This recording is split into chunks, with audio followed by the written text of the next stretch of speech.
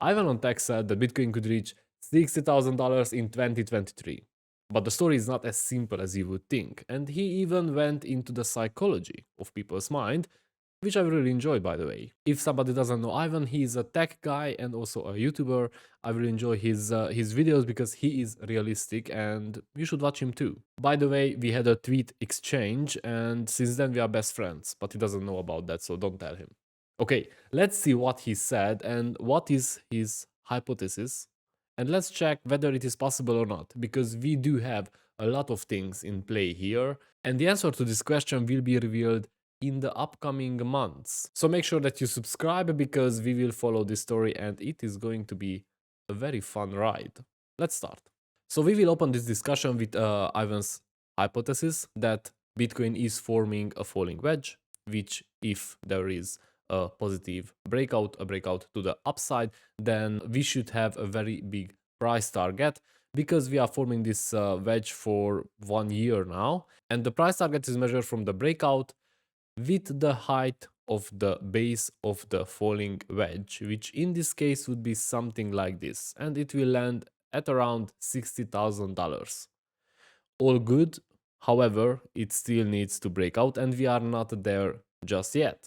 Now, obviously, Ivan didn't just say that, okay, this is a falling wedge. If we break out, we go to 60,000. He also explained that Bitcoin and crypto can be very unpredictable. We tend not to notice a trend pivot because our brain is just so focused on the downtrend that by the time we realize that it's an uptrend, it is over, or not over, but we are well into the uptrend. And he also mentions about the stock market. Now, let's just go through what needs to happen in order to Bitcoin to break out and to go into this upward trend, to go bullish and to have a nice pump in 2023. First of all, the S&P 500. As you can see, it is still in this downtrend and we were very, very close to break out, but we didn't. It turned around and now it is going down again, along with other indexes as well from Europe like Germany or the UK. These are the ones I check more often. Now, there is also the DXY, which is the Dixie or the dollar's strength against other currencies. And as you can see, it returned to the 102. Obviously, this is bullish, and that is why you could see a run or a rally on the stock market and also in the crypto world. Now, there is one very important thing which happened yesterday, which could turn all of this bullish or everything very bearish. And that is not us, but the debt ceiling, because the US hit its debt ceiling. And if somebody doesn't know what is the debt ceiling, by the way, here is the clock. It was set to 31 trillion, $400 billion.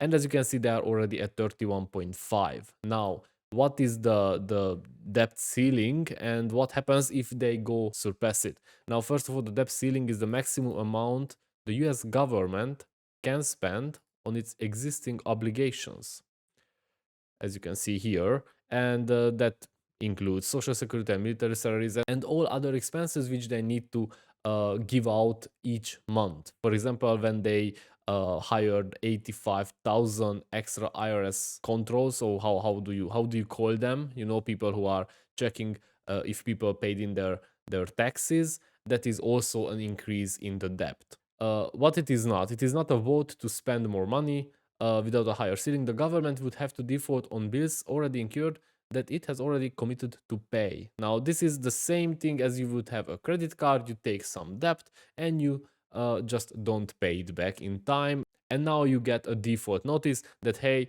you have some debt and you should pay it back because otherwise there will be problems.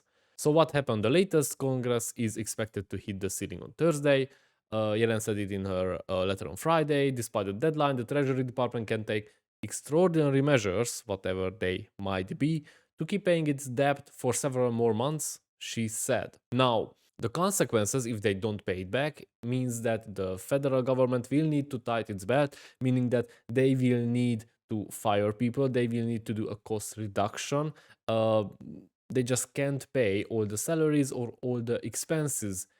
For example, they might need to close a military factory and they might need to close a project or to pull the plug on a project which was given to Boeing or Airbus in order to, I don't know, develop another jet for the military. And obviously that means that there are layoffs, people get fired, factories will close or shrink, and obviously that is a very good recipe for a recession. Now, why this could be bullish for Bitcoin or very bearish? And when I say Bitcoin, I mean the whole market. Since the debt ceiling was already surpassed, it means that they will need to do something. And it's either which I just said that they will shrink the expenses, they will cut costs, they will tighten the belt, or they start to print money. And that is the bullish sign, in my opinion. That is the bullish option, because we know that if they start to print money, all the assets prices will start to climb up. That is what induced this huge bull market from 2020 March, from the pandemic hit, until the end of or the middle of 2021. The only question here is, can they start to print money? Because the Fed was working on tightening the belt. They increased the basis rates for so long that printing money again would just erase all their work, all the struggle, and this crash in the market. And to get answer to that question, as Ivan Ontek also mentioned, and I totally agree, we should check some of the commodities like the US oil, which is back almost to the 2018 levels. It is below the 2013 levels, which is quite interesting. We can also check the natural gas, which is back at 3.3, and before that, I mean, it's at 2021 levels or even 2015's.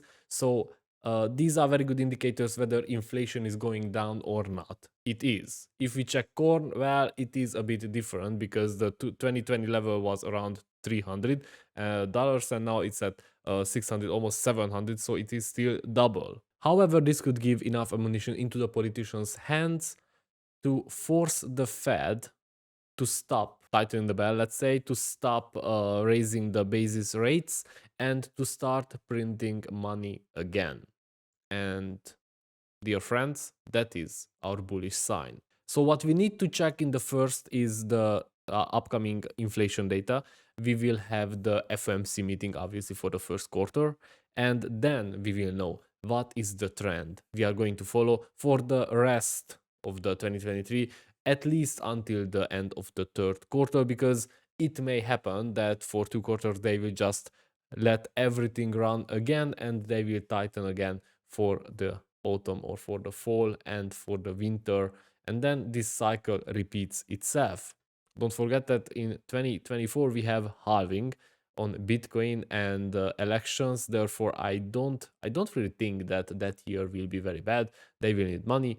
They will need a lot of sponsors from big companies. Therefore, they just can't tighten them.